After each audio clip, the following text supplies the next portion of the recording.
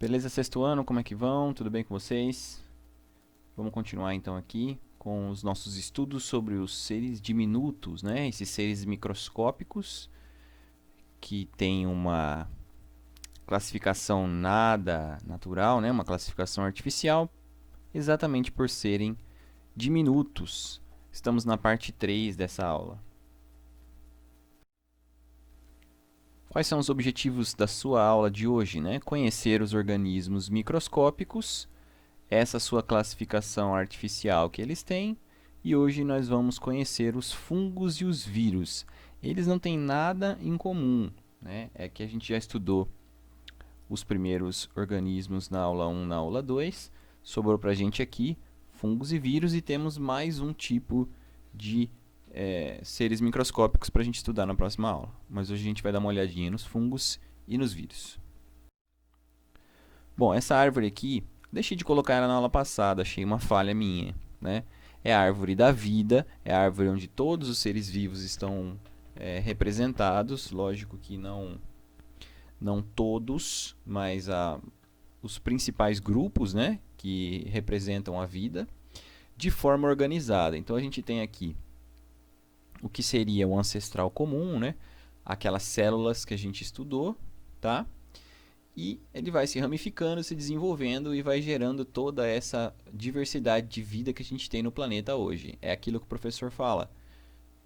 Pensou num ser vivo, pode estar em qualquer galho dessa árvore, não fica só focada em animalia, certo? Tem o plant, tem o fungi, tem o protista, tem o monera. Tudo isso aqui são seres vivos do nosso planeta. Mas o que eu quero lembrar você é o seguinte.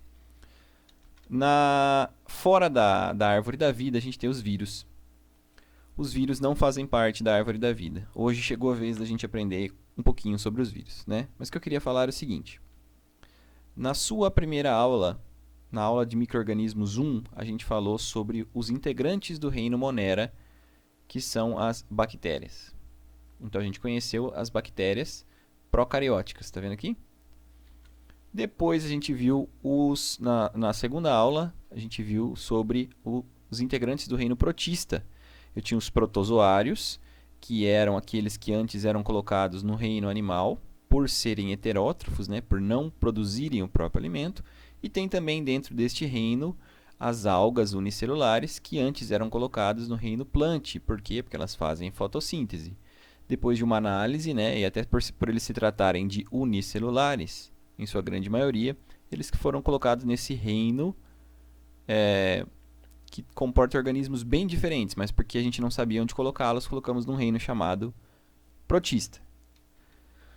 Hoje, nós chegamos aqui nos fungos unicelulares, certo? Que está ali marcado ali por bolores e por leveduras, tá? Por fungos unicelulares. Como você pode ver, também tem o fungos pluricelulares, mas o que importa para a gente são os unicelulares, né?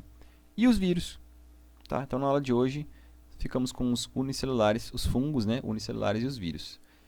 Os seres diminutos 1 compreenderam então as bactérias, os seres diminutos 2, os protistas. Hoje, os seres diminutos 3, fungos unicelulares e os vírus. Beleza? Muito bem, falando aí dos fungos. Existem fungos microscópicos e outros que podem ser vistos a olho nu, sem o auxílio de aparelhos. A gente vai falar principalmente desses microscópicos. Mas, de maneira geral, todos eles absorvem alimento do ambiente onde vivem, ou seja, não têm a capacidade de fabricá-lo. Por isso são diferentes das plantas, apesar de se parecerem com elas. Nesse galho aqui, ó, batendo o olho rapidamente, você ia achar que são plantas, mas na verdade são fungos. E os fungos não são plantas. Os fungos parecem mais animais do que plantas. Por quê? Porque no processo de obtenção de alimento deles, eles não conseguem fabricar, assim como você. Então, eles têm que se alimentar desse lugar onde ele está crescendo em cima. Por exemplo, aqui um casco de árvore, uma matéria orgânica. Então, ele está se alimentando dessa casca de árvore. Então, ó, por isso que eles são diferentes das plantas. As plantas são autótrofas, os fungos são heterótrofos. Se eu juntar esses fungos com certas bactérias que a gente já estudou, a maioria dos fungos realiza um processo chamado de decomposição dos seres mortos, né? Super importante para a ecologia. Dizemos que eles são saprófagos, olha a palavra aí. Os fungos, em sua maioria, são saprófagos, ou seja, alimentam-se de matéria orgânica morta em decomposição, e ele ajuda a decompor essa matéria orgânica. Fundamental para a ciclagem dos nutrientes, com que os fungos e as bactérias façam esse processo de decomposição, né? É super importante a ciclagem dos nutrientes, devolver os nutrientes de volta para o solo para que novas plantas possam pegar. Tendo oferta de alimento, eles se reproduzem. É assim que os fungos funcionam. Se tiver oferta de alimento, eles se reproduzem. Há alguns fungos parasitas, por exemplo, as micoses que dá na nossa pele são fungos parasitas.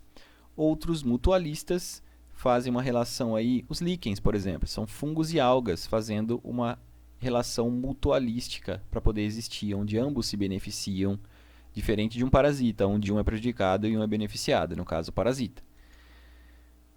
Os mais característicos desse reino são quem? Cogumelos e fungos. Né? Você falou fungo, quem é que o integrante do reino fungi? Né? Cogumelos, esse de chapéu, clássico, inclusive os que a gente come, como o champignon e o shiitake e o shimeji. E alguns fungos clássicos, como os bolores. Olha um pão embolorado aqui. Tá? Isso é um fungo que fez isso. E as leveduras. A gente vai falar um pouquinho mais das leveduras também. Quem são as leveduras? Olha aí. Levedo. Tem uma imagem ampliada aqui. 4.000 vezes. Porque eles são microscópicos, né? Fungo utilizado na indústria por sua capacidade de fermentação.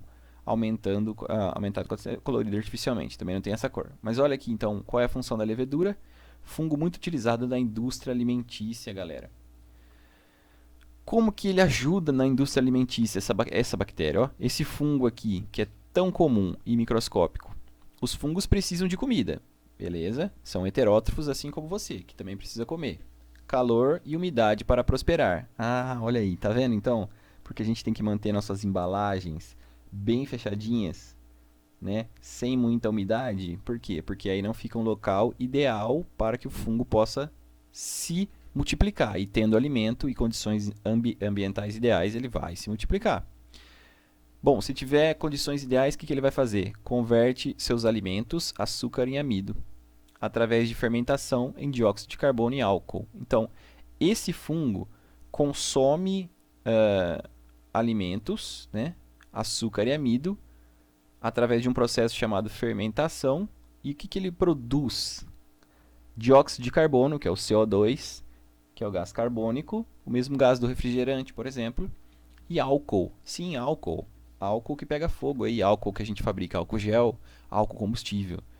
Esse bichinho aqui, esse fungo, é capaz de produzir álcool e dióxido de carbono. O dióxido de carbono que faz o pão crescer. Né? Então a gente usa leveduras como fermento. Elas se multiplicam, se alimentam do açúcar que tem lá na massa do pão e elas liberam gás carbônico, que começa a fazer a massa crescer. Depois de assado, lógico, pessoal, que você matou todos os seres vivos que tinham aí. Não se preocupa que você pode continuar comendo seu pão. E o álcool que ele produz? Produzimos diversas bebidas, tais como a cerveja e o vinho. A gente pode usar, então, esse álcool na fermentação do vinho, na fermentação da cerveja, colocando, né, adicionando levedura nessa bebida. Bom, falamos um pouco, então, dos fungos, vamos falar um pouquinho dos vírus. Aqui é uma página do seu livro, se eu não me engano, é um vírus do Ebola aí aumentado. Os vírus são desprovidos de estrutura celular, ou seja, eles não são feitos de células, por isso que estão à parte ali, à margem da árvore da vida. Como eles não são feitos de células, não podem entrar na árvore da vida, onde todos os organismos são feitos de células. Toda célula veio de outra célula, menos o vírus. Por isso que fica a discussão se ele é ou não um ser vivo, né? Alguns consideram ele vivo, tá? Alguns cientistas consideram o vírus vivo. Por quê? Porque ele tem a capacidade de se reproduzir. Se tem reprodução, a gente considera como um ser vivo. Só que, você já viu como é que é a reprodução dos vírus?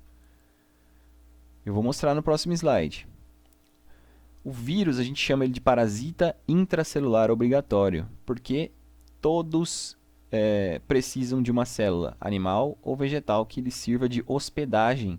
O vírus mora dentro da célula, ele é um hospedeiro, ele hospeda o vírus. Aqui eu tenho uma representação de como é que um vírus ele se multiplica, sendo que ele não é feito de células, ele não consegue se multiplicar sozinho, né? Aqui está falando um pouquinho do tamanho deles. Ó. Os vírus são muito menores que uma bactéria e visíveis somente ao microscópio eletrônico. Dá para ver vírus, então, no microscópio lá do lab? Não, né? Falou não aí, né? Por quê? Porque lá é um microscópio óptico, não temos microscópio eletrônico. Acho que nem em Bauru, lembra que a gente discutiu?